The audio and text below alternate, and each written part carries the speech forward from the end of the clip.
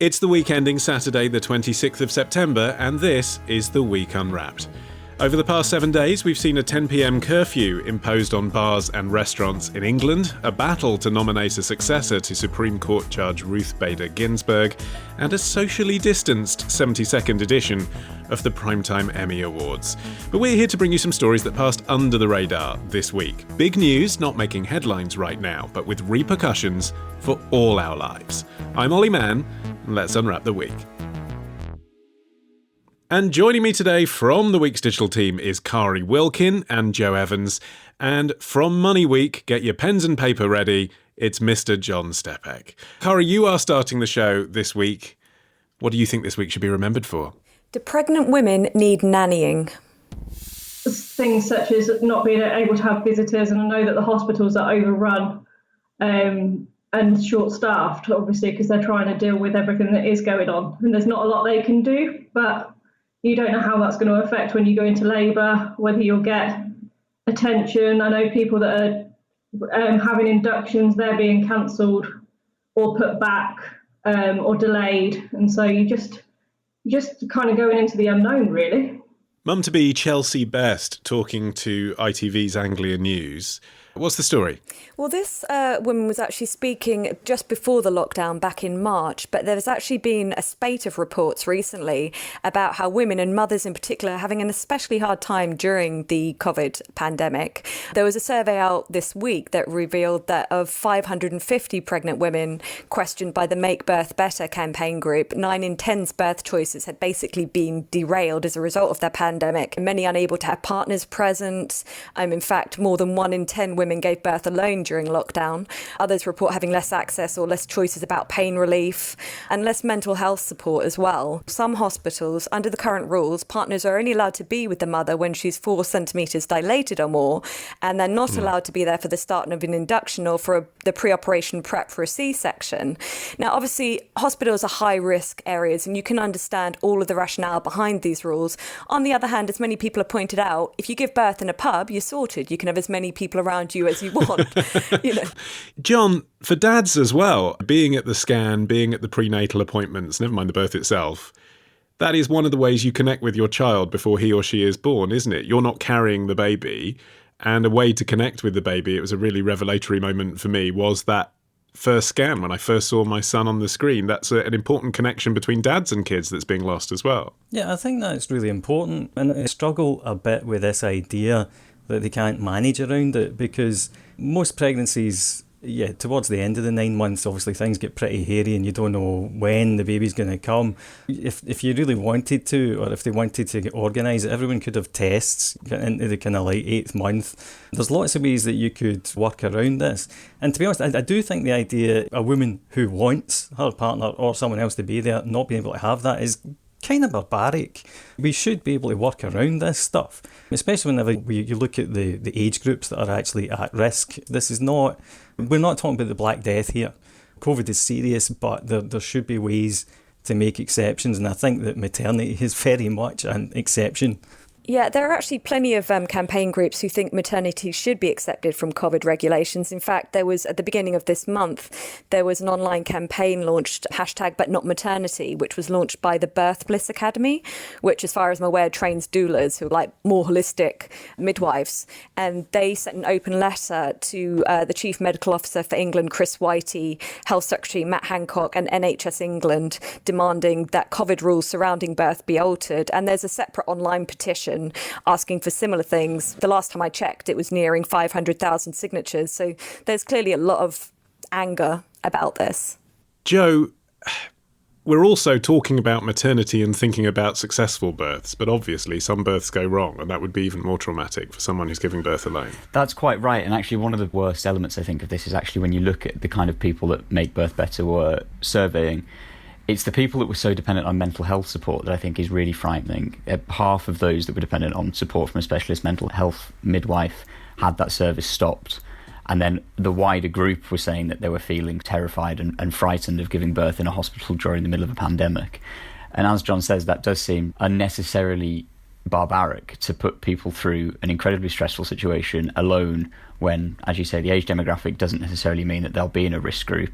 And then when somebody's already having to rely on mental health support to get through their pregnancy anyway, stripping them of that. We've talked a lot about how loneliness will cause a sort of second crisis post-pandemic. It seems like this is just another example of that exact phenomena. But Cara, you want to broaden this out further, as you indicated when you said, do pregnant women need nannying? That wasn't obviously a reference to this story, so what else are you bringing in here? The report that's emerged recently that's been causing a lot of anger is that the public health body, NICE, considering plans to introduce mandatory recording of all alcohol consumed by expectant mothers on their child's health record, so that will follow them. And we're talking every drop, and we're talking every drop before women find out they're pregnant, which is the case for many women, that they carry on drinking without realising they're pregnant. And this raises all sorts of data protection regulation issues. The aim behind this suggestion is laudable in that it's part of a bid to cement guidelines for doctors to diagnose and prevent fetal alcohol spectrum disorder, which is a range of physical and mental conditions caused by drinking in pregnancy. But I think there are two key objections to this whole plan. Is first, it's just going to increase anxiety and stress and worry and guilt for mothers. And there's already so much guilt involved in parenthood and these issues surrounding breastfeeding. And as I said, many women drink before finding out they're pregnant. In fact, according to the government, 45% of pregnancies in this country are unplanned. But if something goes wrong, this is just going to increase the guilt and the stress for the mother, which in itself can be damaging for the child. There was a Yale University study published in March that found stress in pregnancy can inflict lifelong damage on the child because of exposure to the stress hormone in the womb, changes many immune system reactions. So that in itself can indirectly affect the child. But I think the other key objection is this relies on self-reporting. Binge drinkers are already less likely to open up to midwives about if they have a problem. And this is just going to further obliterate that trust between the mother and midwives and doctors. And although obviously the aim is to get more accurate data so that doctors can assess the risk and try to prevent fetal alcohol spectrum disorder, it's going to be faulty data because, let's face it, when the doctor asks any of us how much we drink, we all knock off a few units. Is it actually going to go through, though, this change to the regulations, Joe? Because the reaction has been overwhelmingly negative. I saw an article in The Independent comparing this new idea to something out of The Handmaid's Tale. So whether or not it goes through will probably depend on whether or not it's actually legal. I think that will probably be more impactful than whether or not people are angry about it. It has been suggested actually by data protection lawyers that it's completely incompatible with GDPR regulations to start sharing details from the mother's records to the child's file when they're born. Like Corey says, it is a laudable thing that they're trying to do. Britain does have one of the highest rates of fetal alcohol syndrome in the world. We have 61.3 cases per 10,000 births, which is higher than the global average of 15. And also puts us 44th in Europe. The backlash notwithstanding, the legality of this is probably going to be a bigger issue for the government. And it's also fair to say that in terms of women getting a rough deal, you could make the argument that this isn't something that we do for things that tend to afflict men. So, for example, alcohol is one of the biggest factors in domestic abuse cases. We don't alcohol test domestic abusers. We don't alcohol test people that are on parole from domestic abuse. The domestic abuse cases are disproportionately male, they're disproportionately related to alcohol abuse, and it seems like a very sensible thing, doesn't it? Let's test the alcohol consumption of convicted domestic abusers when they're released on parole, but we don't. So you can see why a pregnant woman might look at this kind of legislation and say, here's a perfectly feasible reason to alcohol test men, why don't we? And John, you often come up with a sort of libertarian take. What's your view on this? Do you think it's reasonable to ask pregnant women how much they're drinking? It's the way you go about it. I think that's what it boils down to in this case. And I think I can definitely see why this has caused the kind of reaction that it has. And it is to do with the tone. You know, it's this idea that we're going to police yet another thing with pregnant women. And there is this sense, I noticed that my own wife was pregnant, that you're kind of public property in a way. You suddenly become commentable on in a way that just doesn't happen in kind of normal life. Our oldest child, whenever I was out with my wife, and she was very heavily pregnant, and we were walking around Westminster for some reason, I have no idea why. An American tourist kind of said to us, and a female American tourist sort of said to me, "You need to get her home. She's she's about to drop." And I'm like, it's not the kind of comment that you ever see outside of those circumstances. So I just think it's this idea that everybody's able to have their say just because you're carrying a baby. And I think it's that, and it's the kind of tone of this that has put people's backs up. I had a similar experience actually with that whole public property thing when I was pregnant. People I didn't know just touching my belly. And if you did that to me in ordinary circumstances, I'd be having you up for assault. But what actually really made me furious was I was so careful because obviously with twins, you have to be, it's a higher risk pregnancy. I didn't drink any alcohol. But towards the end of my pregnancy, I thought I did all the research into caffeine, and the consensus across the scientific board is that 2 cups of coffee a day when you're pregnant, it should generally be totally safe. So I went to a coffee shop, thought I'm going to order the cappuccino, and the young male barista turned around and said to me, "You mean decaf, don't you?" And I said no, and he basically said, "I don't think that's a very good idea," at which point I said that I disagreed with him. It is not the other person's right to pass that sort of judgment. John, you're up next after this.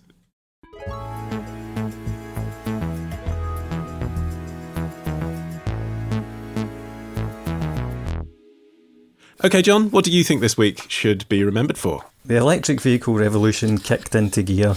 Some things that happen, obviously, have pushed that stock into the stratosphere, much to your consternation, I'm sure, Gordon. I mean, you did increase deliveries 50% last year, forecasting a 30 to 40% growth for 2020, despite the pandemic. You know, profitability, I know that there's a lot that goes into what we call profitability for Tesla, but that excited a lot of people, and obviously the stock has performed better than just about any other stock. So do you think there's a day of reckoning coming? A clip from CNBC's Squawk Box discussing electric cars, which we've covered on the show a lot, John. What's new? We got news this week in Britain that in the second quarter of this year, the number of electric and hybrid cars registered in the UK was higher than the number of diesel cars for the first time ever. So it was 33,000 electric cars, or green cars if you like, versus 29,000 diesel. And that's the first time that's ever happened in a quarter. Now, some of it's to do with lockdown, because the overall number of cars sold collapsed, obviously, during that period. They both fall proportionally. And also diesel's been on a tumbling trend since about 2016. Why would it be to do with lockdown? If car sales generally went down, that wouldn't change the proportion of electric cars being greater than diesel cars, would it? Unless there was a natural change happening. There isn't really a huge impact from lockdown, although I suspect that people who were going to replace electric cars were more likely to do it because they were probably less affected.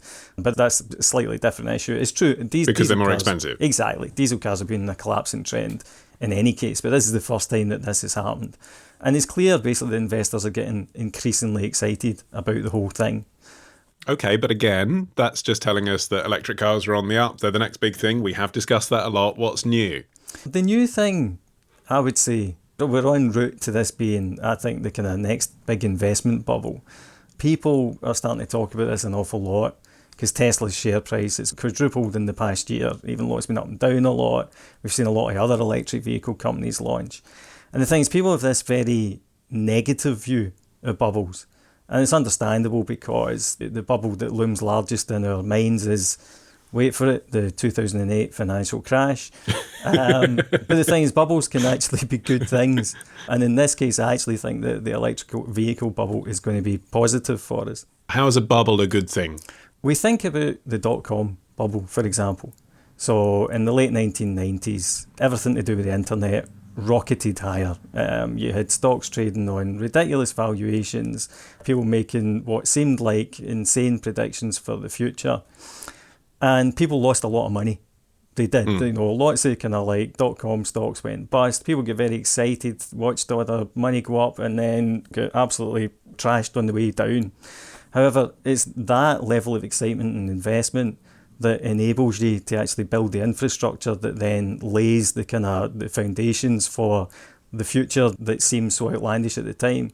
People were predicting that shopping would be done online, but now that's exactly what we're doing. We're seeing a kind of massive shift. You know, we all use the internet, but that's directly as a result of all the money that was invested, and to a great extent, you know, the money that was lost during that bubble and bust. But these are huge companies that are investing in electric cars, Joe. Companies like Volkswagen and Ford that have put loads of money behind this, and Tesla, as John was saying, which has now become one of the biggest investment properties. Even if their value dramatically decreases, it is the future, and then they'll have the technology. Is that really a bubble? Is that the same thing? As John's just outlined, the idea of a bubble is this suggestion that sort of investors are absolutely piling in and paying massively over the odds for assets that aren't worth what they're worth. And in that regard, you can see into wild fluctuation in stock prices at places like Tesla, the fact that this stuff isn't actually particularly easy to predict. Elon Musk this week gave an address to Tesla shareholders, managed to slash $50 million off the value of his company over the course of about half an hour, which I think even by his standards must be a record. But I think you are right, Ollie. It is the future. The number of publicly available charging points for electric vehicles jumped by 60% in 2019.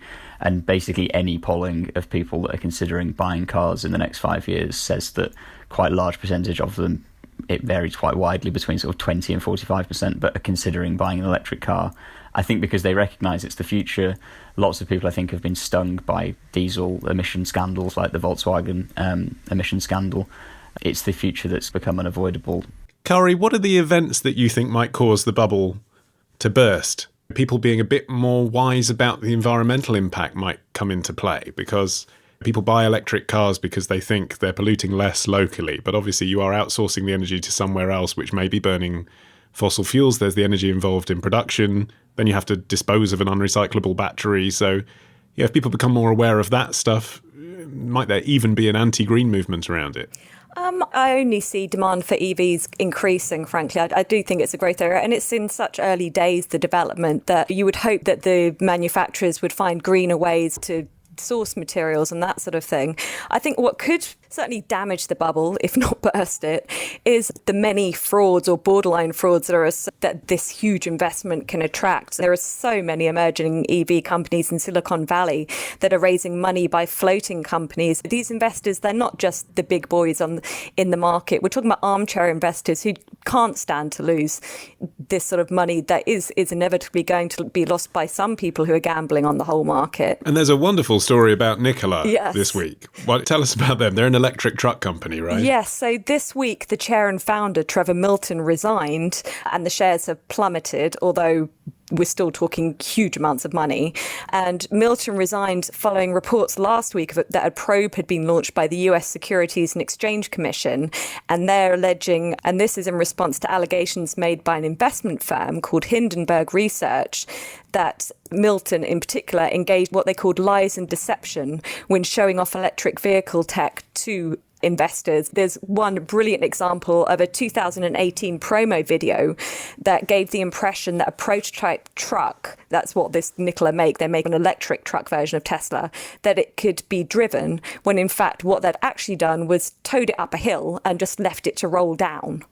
It's hilarious. If you see the video, because it looks like it's in Nevada or something, isn't it? So it's like that classic kind of car commercial aesthetic of someone speeding through the desert in their electric truck, and then it turns out it's just basically being pushed. Nikola insists they never actually claimed it was driving under its own propulsion, just that it was in motion. So technically they didn't Pretty strong lie. implication, I would say. I'd say but fairly I strong. suppose if it's a prototype, there's maybe an argument there, John. And is that the same as fraud? And if it is the same as fraud, does that point towards this being a bubble? There's a fine line between fraud and genius, and to be fair, Elon Musk is a classic example of somebody who has kept just on the right side of that line for a very long time now. And whatever else you kind of want to say about him, at the end of the day, Tesla has built an electric car that works and that people desire. But J.K. Galbraith, who was like a famous kind of like economist, coined a very good term, which was related to bubbles, and this was the bezel. And the bezel is basically the amount of fraud and basically embezzlement that you find out has been going on after the bubble bursts. Because what happens during a bubble is that it creates the environment in which people's crazy dreams and then also outright fraudulent behaviour can all be disguised underneath effectively an ever-rising stock market and ongoing enthusiasm. And it's usually only kind of, afterwards that you get to see actually just how much nonsense was going on. This has happened throughout history, and this is how bubbles are how the telegraph network got rolled out, and bubbles are how the railroads got kind of washed out all the way across England and the UK. It's how we built the internet infrastructure. And at the end of the day, the good thing about it is this is the useful bit of capitalism in a way. It's people taking risks in exchange for potentially, riches beyond their wildest dreams, and that's what gets okay. into places. Investors taking risks, but the people who are taking their money are taking the risks with their money. That's the point, isn't it, Joe? Exactly. Not using their own money. So you don't end up like we did, again, going back to 2008, with the taxpayers and everyone else being on the hook. Because even, the tech bubble and bust was very disruptive for a lot of individuals. But the recession that came out of it was very small, and it barely touched the real economy. The people who suffered were the financial markets. And I suspect this is probably what will happen with this one. At the end of this, because there's a lot more to electric cars, obviously, than just the cars themselves. There's the charging points, there's all the changes we'll need to make to the national grid in order to, accommodate electric cars. There's battery technology. There's so much stuff that spins off from this, and it's going to cost a lot and require a lot of effort to build it out. John, as ever with these kind of stories, I'm just going to finish by asking you the bank manager question. Would you invest in electric cars at the moment or not? I would find a sensible fund manager who can do it for you. The problem with investing in these trends is that if you take a punt on one or two stocks, they're likely to go bust. But if you take a punt on a spread of stocks, then you make money. Do remember, though, that whenever the dot-com bubble burst, even Amazon collapsed. And there's no one I know who would have bought it in 2000 and had the guts to hold on to it for the following 20 years. So it's very tricky, and it's one of those things where if you do get in, you need to try and get out once you've actually made some money. Okay, Joe, you're up next after this.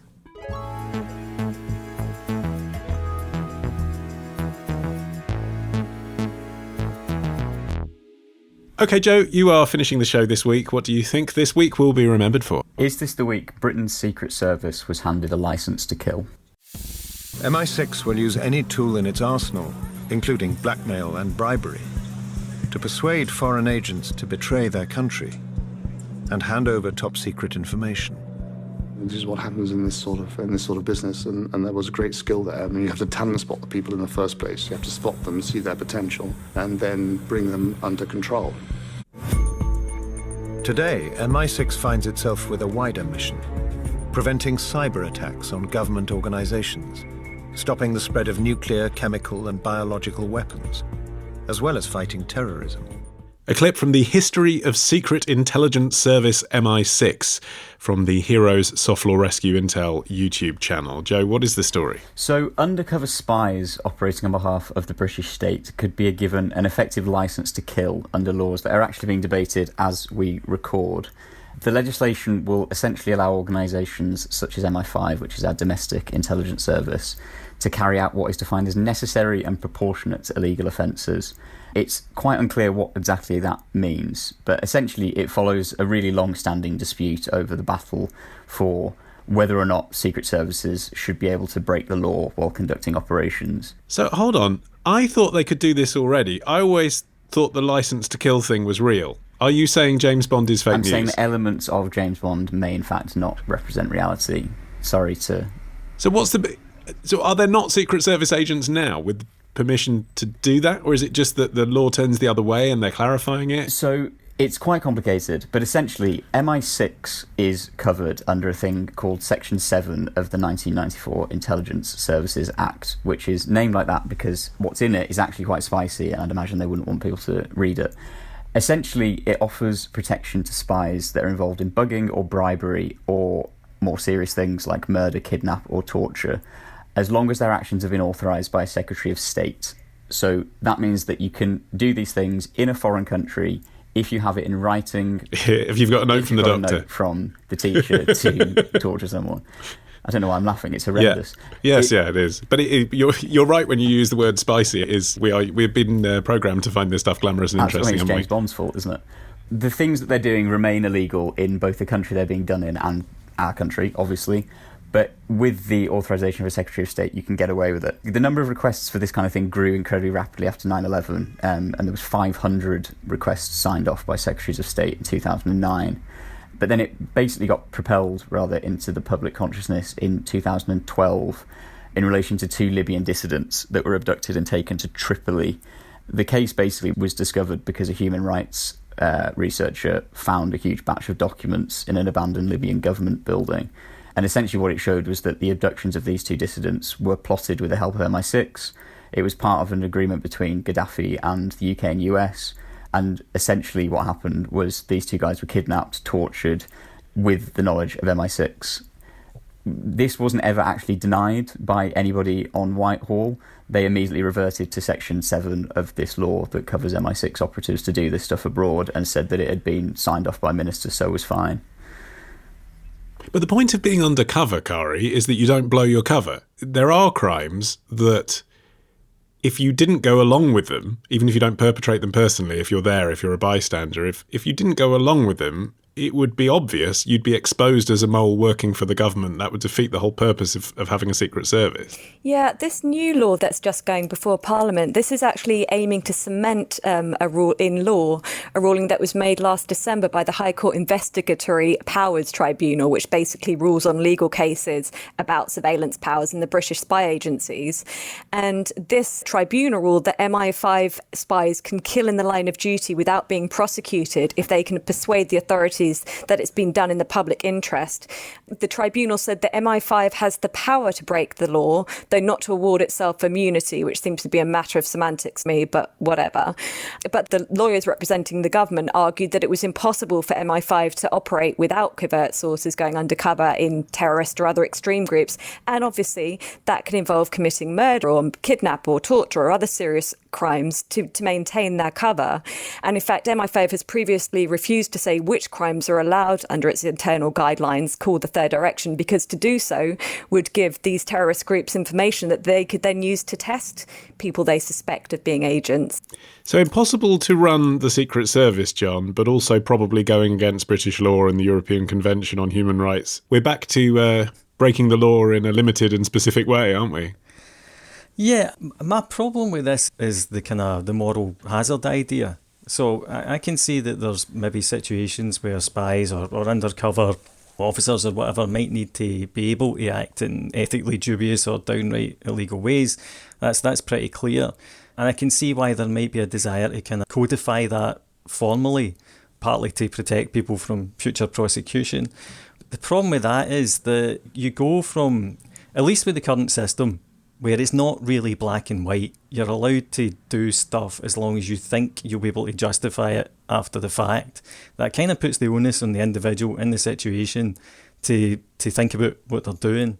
And my problem is when you start to sort of formally delineate this stuff and say that you can do X but you can't do Y or whatever, rather than forcing people to kind of take at least initiative and kind of some responsibility for their own actions on a case-by-case basis, then you basically just turn it into a box-ticking exercise.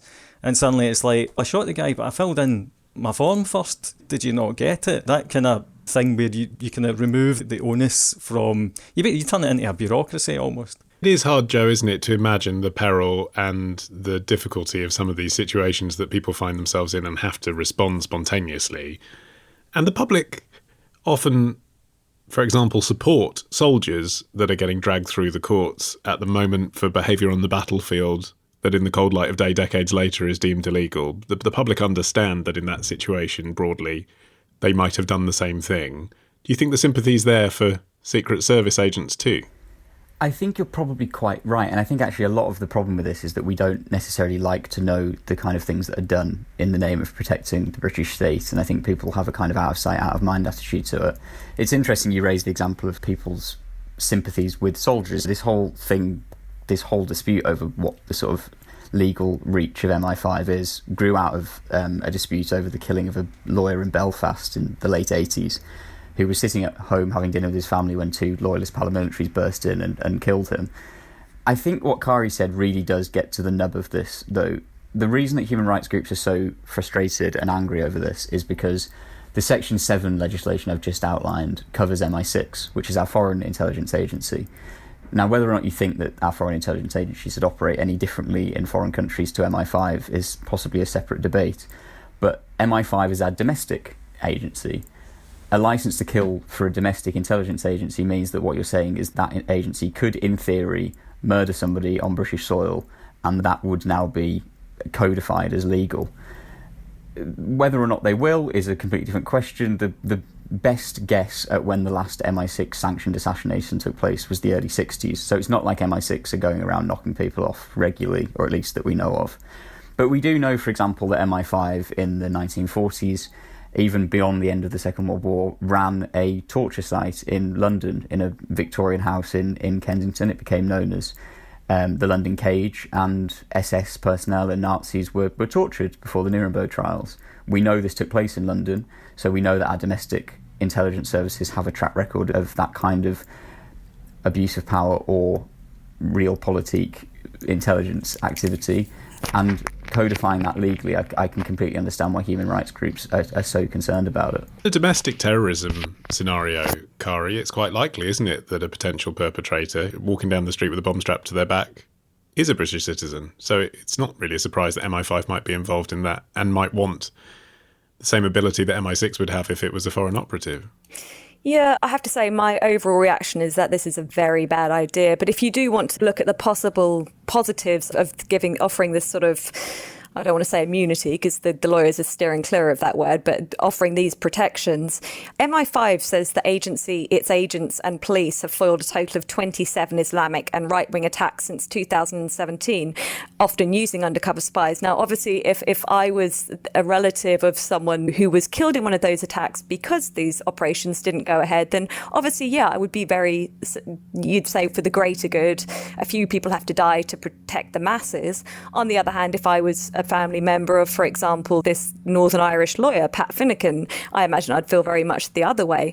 I think the problem is the lack of transparency by the very nature of what we're talking about. It's very difficult to form any sort of judgment because we don't know what's going on. And agencies such as MI5 say they can't tell us what's going on to make it work.